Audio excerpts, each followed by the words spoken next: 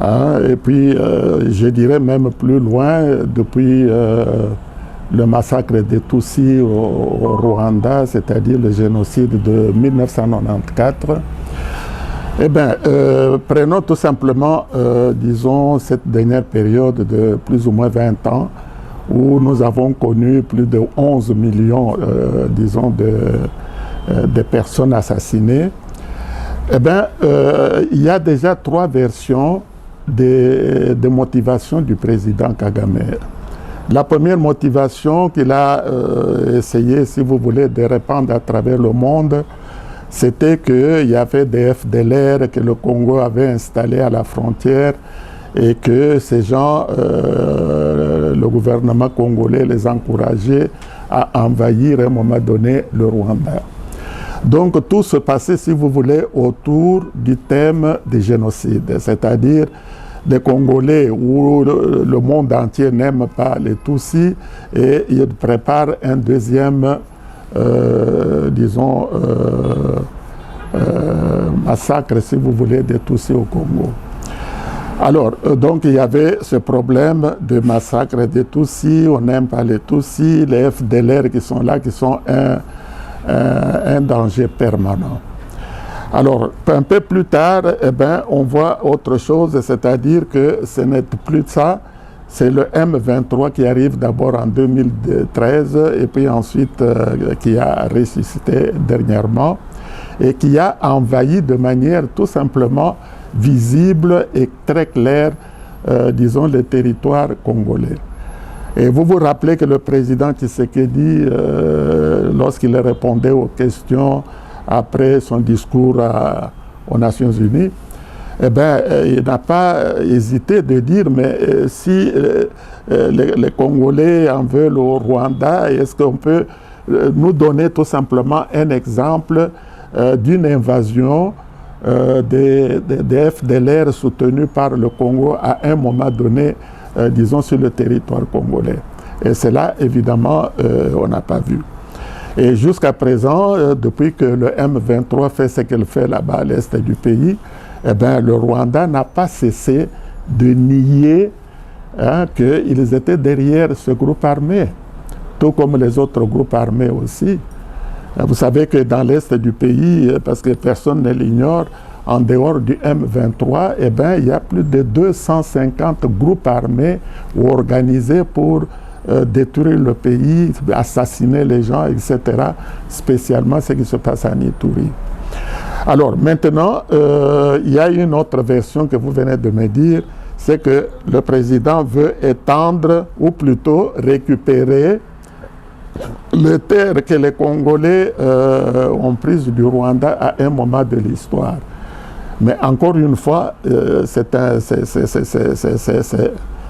une thèse de doctorat, parce qu'il faut prouver maintenant, avec des preuves à l'appui, de quelle manière la République démocratique du Congo, ou les Congolais, et c'était avant l'indépendance ou c'est après l'indépendance. Et alors, si c'est après l'indépendance, c'est sous le règne du président Kasavubu, ou bien sous le règne du président Mobutu, ou avec le président Kabila. Et qu'on nous dise un peu à quel moment il y a eu des tentatives des Congolais de prendre. Eh bien, il faut remonter certainement au temps colonial. Eh bien, au temps colonial, encore une fois, il faut montrer des documents historiques qui prouvent clairement que le Nord Kivu ou le Sud Kivu ou quelques territoires, ainsi de suite, appartenaient au Rwanda et que, parce qu'il y a eu la guerre mondiale, vous savez que nous, on était jeunes en 1960, eh bien, on était habitués à parler du Congo belge et le Rwanda-Urundi. Donc, on a ajouté le Congo belge, le Rwanda et l'Urundi, parce qu'on sait que par l'histoire, le Rwanda et le Burundi, disons, étaient sous la colonisation des Allemands. Et comme les Allemands avaient perdu la guerre, eh bien, c'est comme ça qu'on a attaché le Rwanda et le Burundi, disons, à la colonie belge qui devenait le Congo et Rwanda, Urundi, etc. Donc c'est pour vous dire qu'il y a moyen de justifier par tous les... Vous voyez très bien comment... Mais la réalité des choses est la suivante. Il faut que les compatriotes puissent le savoir. C'est que depuis toujours, depuis même, il faut remonter à l'accession du Rwanda à l'indépendance. Eh bien, tous les présidents rwandais qui ont dirigé le Rwanda à un moment donné, eh bien, tout le monde a nourri, si vous voulez, pendant plusieurs années, cette intention de créer ce qu'on appelle la République des volcans. Et la République des volcans, si vous lisez le livre du Feu Ngwanda, eh bien, il vous décrit ça avec beaucoup de précision, hein, c'est-à-dire que c'est une partie de l'Ouganda, avec le Rwanda, le Burundi, et évidemment, il faut annexer également quelques territoires du Nord Kivu, du Sud Kivu, et ils créaient comme ça, si vous voulez, une grande république qu'ils appelleraient la République des volcans, et qui serait évidemment sous le contrôle, disons, de Tutsis. Donc, c'est un dossier que, lorsqu'on a suivi ça avec un peu d'attention, on voit très bien où le président rwandais veut en venir. Et maintenant, c'est un autre argument pour pouvoir, parce qu'il sait très bien que les puissances internationales, le Conseil de sécurité, tous ces gens, avec les derniers événements qu'on a eus au pays, eh bien, ils ne croient plus à son discours de FDLR qui font ceci ou cela, et ils ne croient plus non plus à cette histoire de le M23 qu'on ne connaît pas, ce sont des bandits congolais, etc. Et tout ça, personne n'y croit parce qu'il y a aujourd'hui des preuves que le M23 c'est une émanation de l'armée nationale rwandaise et qui est en train de décimer, si vous voulez, de distribuer la mort aux Congolais et puis de créer cette insécurité alors que les gens de l'Est ont déjà pas mal de problèmes à résoudre. Donc, l'idée qu'il y a dans cette affaire, c'est tout simplement cette idée de créer une république des volcans qui serait sous la domination, si vous voulez, des Tutsis rwandais. Bon, vous savez, la Cour constitutionnelle, c'est un des organes les plus respectables de notre pays. Les juges qui sont là-dedans, je crois quand même qu'ils ont été choisis sur base de compétences, sur base de leur patriotisme, etc. Mais ici, nous sommes en train de parler d'un dossier qui est tout simplement explosif. Comment voulez-vous qu'une personne qui a la qualité de député national et qui siège à notre Assemblée nationale depuis des années, qu'on puisse aller trouver dans une de ces concessions à l'est du pays, disons, des armes militaires, des choses qui ne devraient pas être entre les mains d'un civil. Et lorsqu'on a poursuivi les recherches, on arrive à Kinshasa, dans sa propre résidence, on trouve un coffre-fort avec énormément de choses qui sont tout à fait, qui ne devaient pas être entre les mains d'un élu d'un pays qui se respecte, etc. Ensuite, vous savez, je ne peux pas dire que je suis au courant de tous les détails de ce qu'on a trouvé dans le coffre-fort là-bas, mais on parle de 11 passeports, 5 qui appartiendraient à sa femme et 6 qui lui appartiendraient. Et parmi les 6 qui lui appartiennent, eh bien, tous les 6 sont rwandais, ce sont des passeports rwandais. Il y en a qui sont en vigueur et d'autres qui sont déjà expirés. Parce que quand vous avez un passeport, à un moment donné, il expire, vous cherchez un autre. Alors, quel est ce Congolais qui, disons, on n'a trouvé aucun passeport congolais, par contre, on a trouvé... Et puis, sans compter, évidemment, beaucoup d'autres choses. Vous savez que c'est un dossier extrêmement sale, extrêmement explosif. Et je peux vous assurer que tout ce que nous voyons autour de ce dossier, des tentatives des grandes personnalités du monde qui viennent pour parler de ce dossier d'une manière ou d'une autre, et puis l'implication même, disons, de non seulement certains Congolais ont été impliqués dans cette histoire en recevant des cadeaux de plusieurs millions de dollars, mais il y a aussi des Congolais qui se sont impliqués dans ce dossier parce qu'ils faisaient partie de cela. Alors, ce que j'ai peur, c'est qu'on retombe dans le cas de M. Matata qui avait un dossier qui était déjà en train d'être examiné, et puis quelqu'un à la Cour suprême, à la Cour constitutionnelle, avait déclaré que la Cour n'était pas compétente, etc. Et ça a donné l'occasion à tout le monde de libérer le monsieur qui est aujourd'hui candidat à la présidentielle dans notre pays. Je crois quand même qu'il n'y a qu'au Congo où on vit des réalités comme celle-là, qui sont un peu des réalités tout à fait tristes. Alors, pour terminer avec Kagame, par exemple, pourquoi est-ce que M. Kagame ne parle jamais du gaz méthane qui se trouve dans le lac Kivu et qu'il est en train... Parce que le lac Kivu, c'est quand même un lac qui se trouve entre les deux pays, le Rwanda et le Congo. Alors, comment expliquer que depuis des années, le Rwanda ou M. Kagame, tout seul, exploite à fond ce gaz méthane comme si c'était une propriété, disons, une propriété privée de son pays. Donc voilà, par exemple, des choses qui interviennent, qui sont sur la table et que il y a tellement des éléments que, bon, on ne peut pas se concentrer. Mais à mon avis, disons, 10 millions de morts, quand même, c'est beaucoup pour une province comme le Kivu et comme toutes les autres choses. L'Union sacrée pour la nation, c'est déjà une plateforme parce que le président avait, lorsqu'il a accédé évidemment à cette fonction du président de la République, il s'est rendu compte quand même que dans ses attributions, dans ses fonctions, il ne pouvait pas travailler avec des forces dispersées, disons, à l'Assemblée nationale, au Sénat, et même, si vous voulez, dans les institutions provinciales. C'est pour cette raison qu'il a fait cet effort pour réunifier, mettre ensemble les forces qu'il pouvait, qui étaient dans son pouvoir de réunifier.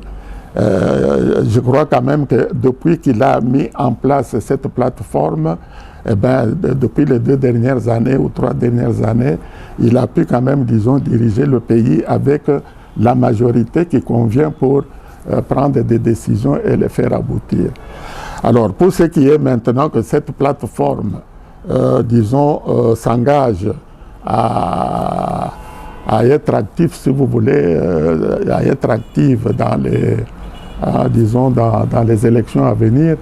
Mais évidemment, c'est tout simplement la liberté, n'est-ce pas, de ceux qui constituent cette plateforme et parce qu'ils savent qu'ils vont soutenir la candidature du président, mais ce qu'ils ne disent pas, c'est qu'eux-mêmes vont se retrouver, évidemment, disons, en soutenant cette candidature.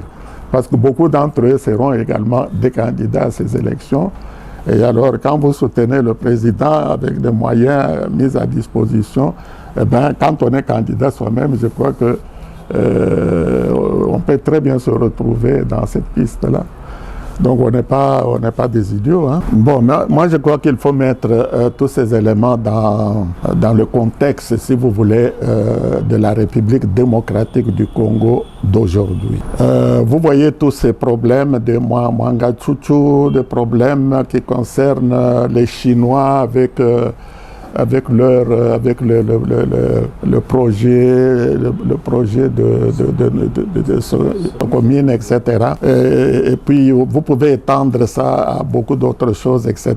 Mais c'est-à-dire qu'il faut tenir compte de la mentalité d'un peuple à un moment donné pour légiférer et, disons, mettre tout le monde dans la position, n'est-ce pas, de faire les choses correctement. Il y a d'autres pays qui peuvent se permettre, vous savez par exemple aux États-Unis à un moment donné, vous avez vu le président Barack Obama, qui était noir d'origine parce que son père était noir, sa mère était américaine. Sa mère était américaine, son père était Kenyan. Eh bien, les Américains ont cherché tout simplement un seul élément parce que dans leur loi, si vous êtes né sur le territoire américain, eh bien, vous êtes américain à 100%. Et je peux vous assurer que le mandat, les 2 mandats du président Barack, même jusqu'aujourd'hui, c'est parmi les meilleurs, n'est-ce pas, de tous les présidents qui ont dirigé ce pays. Pour ce qui est de notre pays, vous savez, il y a à boire et à manger. Il faut tenir compte de la mentalité, tenir compte de ce que nous sommes. Quand vous voyez le projet, le dossier Mwangachuchu et même les dossiers des groupes armés à l'est du pays, mais on a plus de 10 millions de morts là-bas. Ce sont des Congolais qui ont payé de leur vie, ce sont des Congolais qui sont massacrés tous les jours, etc. Et je peux vous assurer qu'il y a beaucoup de Congolais qui sont également impliqués là-dedans.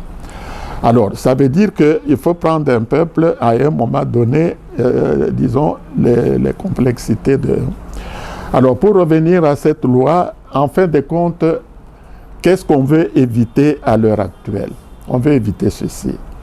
À supposer qu'aujourd'hui, la République démocratique du Congo entre en guerre contre un voisin, mettons contre l'Angola par exemple. Alors, parce que ça peut arriver que 2 pays ne s'entendent pas à un moment donné, eh bien, ça devient une confrontation, disons, par les armes. Alors, si vous êtes président de la République, que vous ayez une mère angolaise ou bien un père angolais et puis une mère congolaise ou père congolais. Et que dans votre jeunesse, vous avez été habitué à fréquenter et la famille maternelle et la famille paternelle. Donc vous grandissez avec ces sentiments de, disons, d'harmonie, si vous voulez, entre vos 2 parents. Mais aujourd'hui, vous êtes responsable du pays et qu'il arrive un cas où il y a cette confrontation ultime. Alors, on peut se poser réellement la question, eh bien, si cette personne n'a pas le sens du devoir, n'a pas le sens de la responsabilité, n'a pas le sens, eh bien, il peut faire beaucoup de mauvaises choses pour son propre pays. Et d'ailleurs, on le voit même dans l'exploitation de nos richesses, dans l'exploitation, disons, de nos possibilités naturelles. Eh bien, combien de fois les Congolais sont allés, si vous voulez, sur la voie du laisser-faire, du laisser-aller. Vous avez le cuivre qui traverse les frontières, qui va je ne sais pas où, le coltan.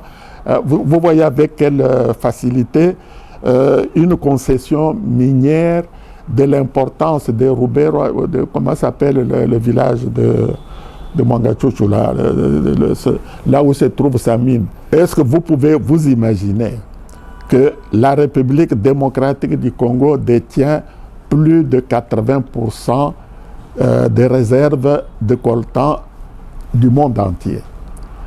Et que cette concession à elle seule contient déjà, si vous voulez, peut-être plus de la moitié de cette réserve-là. Et alors cette concession, on la prend et on la donne à quelqu'un comme étant sa propriété personnelle et il exploite ça depuis des années. Parce que ça fait, si je ne m'abuse, c'est depuis 2018 ou peut-être avant que ce monsieur gère disons cette concession. Et donc il était le seul maître de ce coltan qu'il pouvait d'ailleurs exploiter à sa guise, le